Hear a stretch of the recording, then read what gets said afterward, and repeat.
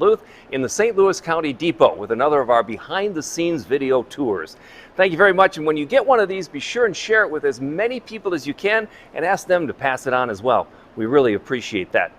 We also appreciate when you get in touch with us. Send us an email or a text or anytime you want. Just let us know what you think about these videos or anything having to do with railroad history. We'd love to hear from you. For instance, I've got a text message here from Micah in Milwaukee. And Micah texts us and says, I really like your behind-the-scenes video tours. They're lots of fun, and I wait for everyone, and I do like you say, I share it with as many friends as I can. What I would like to know is, what is the oldest object in your museum? Signed, Micah in Milwaukee. Well, Micah, let me tell you this. It's not me. Well, yet anyway.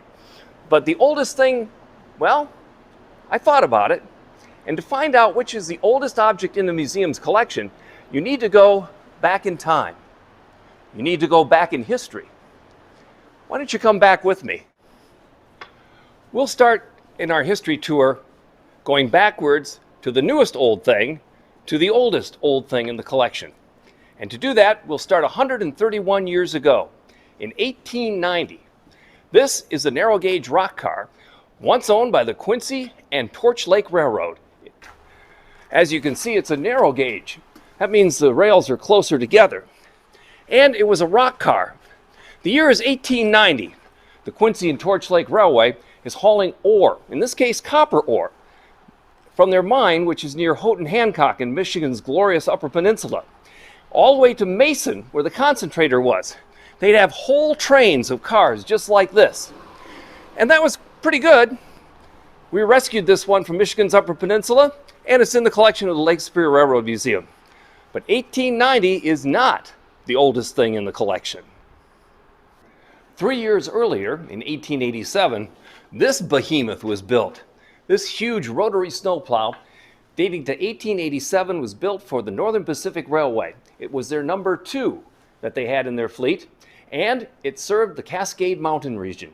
And the zones there were very deep and very filled with snow, and this big 15-foot wide swath of a snowblower kept the tracks clear. And then, 5 years before the snowplow, 1882, the St. Paul and Pacific Railway is buying some new coaches. Their railroad's pretty well established at this point, and they need some more rolling stock. So they had these 2 cars made, the number 1 and the number 3, a coach and a combination coach and baggage car. Part of the collection of the Lake Superior Railroad Museum. Pretty old, but not old enough. The year is 1879. What happened? Well, Thomas Edison invented the light bulb.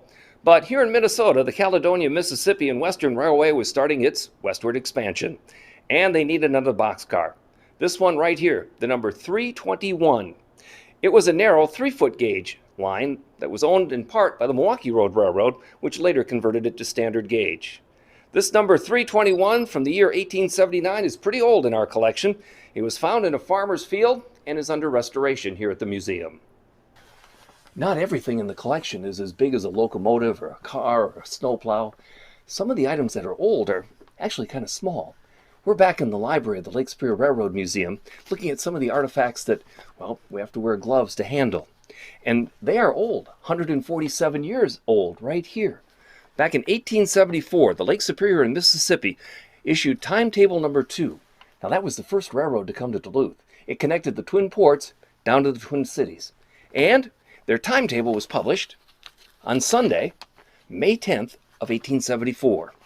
And in it, it tells you the timetable for leaving Duluth at 8:50 in the morning, traveling pretty much all day to get down to St. Paul at 5 o'clock in the afternoon. 8 hours and 10 minutes from Duluth to the Twin Cities in 1874. 1872, this is even older. This is a book that has everything that happened in 1871 on the railroads. This is the 3rd edition of the annual report of the railroad commissions. And every report on everything that happened on the railroads the year before is contained in this book. And you can read about pricing, you can read about accidents, unfortunately, and you can read about their big plans for the future. 1872, still not the oldest thing in the collection. It's time to visit Grandpa. This is the oldest thing in the collection. When we started this episode, Josh and I thought the oldest thing in the collection might be, maybe a lantern or maybe another piece of paper from the library.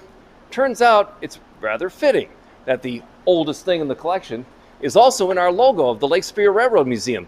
It's the William Crooks. And we know it's the oldest because in 1862, it came up the Mississippi River on a barge. It was the first piece of railroad equipment in Minnesota. Therefore, it's the oldest piece in the collection as well, almost 162 years ago. So now, Micah, you know all the things that are in the museum in order, right back to the oldest, Grandpa. And a good reminder to everybody, this is going to last a while yet, so don't let your guard down. You got to keep washing your hands. You got to keep your face covered. You know, it's not a task to wear a mask. It's the right thing to do. And keep a social distance, cover your coughs, don't touch your face, and as always, let's take care of each other.